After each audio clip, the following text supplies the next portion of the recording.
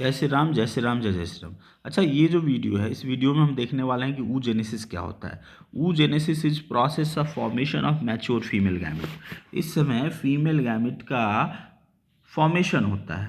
अब ये oogenesis process जो होता है ये मेल से डिफरेंट होता है। मेल में मेल गैमेट का फॉर्मेशन स्टार्ट होता है कब? जब मेल प्यूबर्टी में जाता है तब। लेकिन फीमेल में फीमेल गैमेट का फॉर्मेशन स्टार्ट हो जाता है जब वो अपनी इंट्रा यूटेराइन लाइफ में रहती है, जब वो अपने मदर के वुम्ब में रहती है।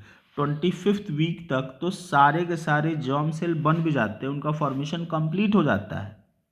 फाइन। अच्छा, इसके जो जर्म सेल होते हैं वो होते हैं oogoनियम, और ये जो oogoनियम होता है इसी के अंदर oogenesis स्टार्ट होता है। लेकिन इस oogoनियम की हिस्ट्री देखोगे तो oogoनियम बनता है एक सेल से, उस सेल को हम लोग कहते हैं प्रीमोडियल जर्म सेल। ये प्रीमोडियल जर्म सेल ओवरी के ओरिजिन का नहीं होता है। ये पूरा process of female gamete formation कहाँ हो रहा है? ये स्टार्ट तो हो रहा है ओवरी के अंदर ही ना, लेकिन ये जिस सेल से बना हुआ होता है primordial germ cell, primordial germ cells actually it originated in the yolk sac, then they migrate to developing gonads, मतलब ओवरी के अंदर, और वहीं पे जाकर के सेटल हो जाते हैं और उसी में फिर oogenesis स्टार्ट होता है।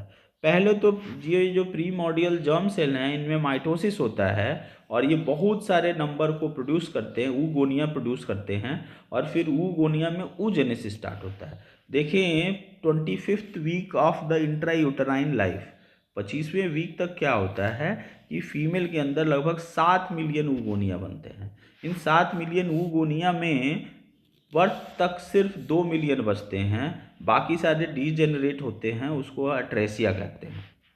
फिर जब तक वो फीमेल प्यूबर्टी तक आती है, इस 2 मिलियन oogonia में से सिर्फ 60 to 80,000 फॉलिकल्स ही बचते हैं।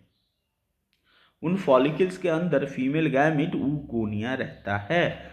तो प्यूबर्टी तक आते आते कितने एक ओवरी के अंदर बचे? सिर्फ 60 to 80,000 फीमेल गैमेट बचे। चले फिर से कम बैक टू oogenesis।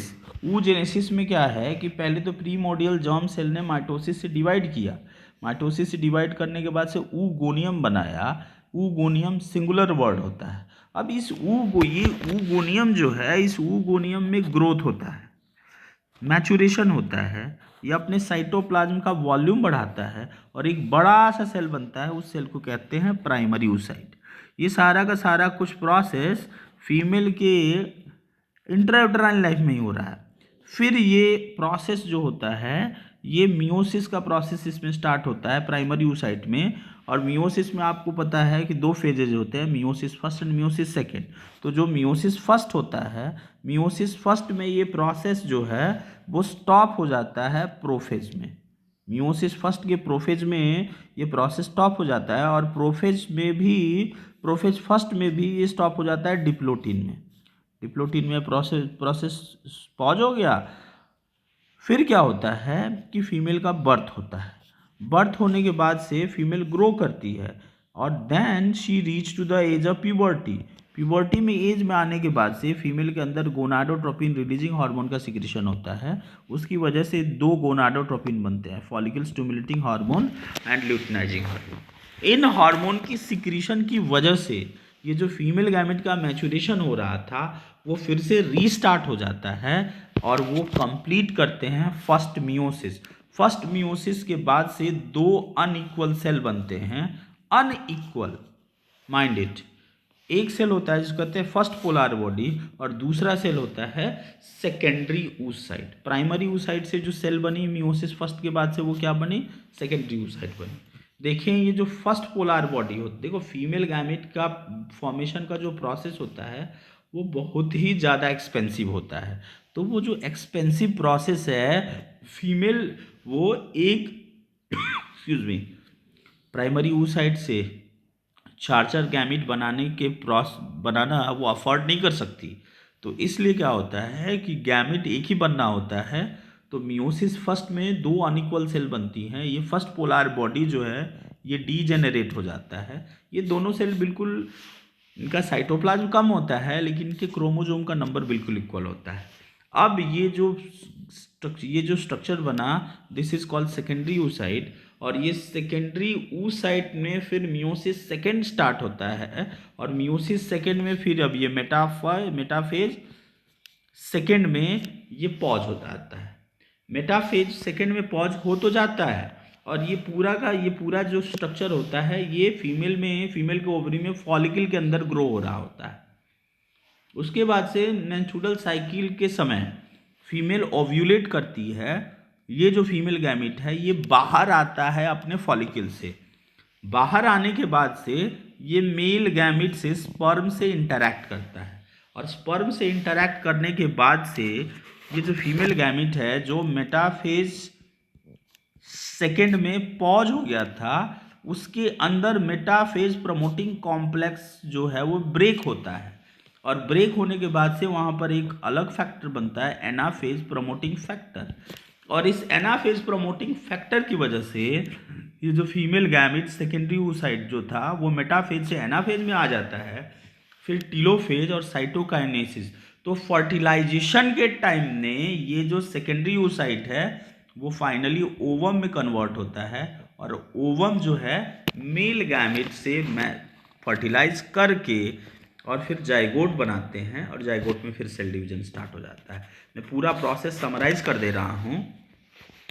सबसे पहले ये जो ऊगोनियम बनता है, oogonium is oogonium formed from the primordial germ cell. Primordial germ cell ovary से ओरिजिनेट नहीं करता है, ये यॉर्क सेक से ओरिजिनेट हुआ रहता है। इसमें ग्रोथ होता है, ग्रोथ होने के बाद से प्राइमरी oocyte बनता है। ये सारा का सारा बिफोर बर्थ चल रहा है। फिर ये पॉज हो जाता है, इसमें मियोसिस फर्स्ट स्टार्ट होता है जो पॉज हो जाता है डिप्लोटीन और प्रोफेज फर्स्ट में। फिर यहाँ पर बर्थ होता है फीमेल का। बर्थ होने के बाद से वो प्यूबर्टी में आती है।